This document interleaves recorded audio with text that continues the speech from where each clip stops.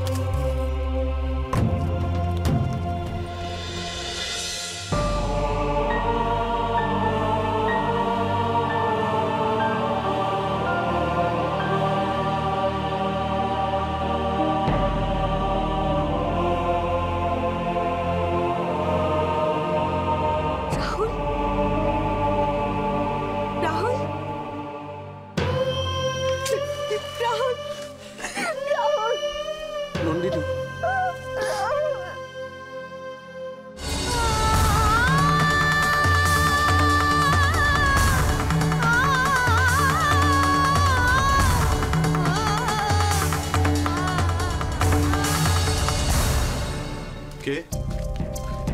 আরে না না, তুমি ভুল শুনেছো। এত রাত্রে কে আসবে? না না না, আমি পরিষ্কার শুনেছি কিসের একটা আওয়াজ। এ কি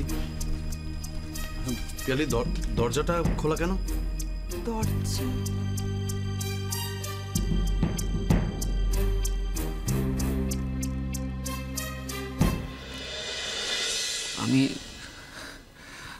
আমি তোর কাছে চলে এসেছি নন্দিনী,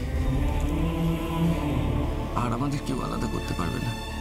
তুই বিশ্বাস কর, আমি তোর চিকিৎসা করাবো, যেভাবে হোক, যেমন করে হোক। আমি তোর চোখে সমস্ত অন্ধকার দূর করে দেব।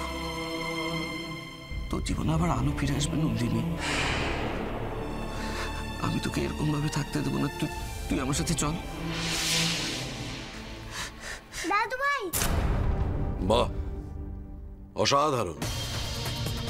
মাল্টিমিলিয়নিয়ার, কোটিপতি, বিখ্যাত রাহুল দেব রয় আজকে অন্যের বাড়িতে রাত্রে চোরের মতো ঢুকেছে।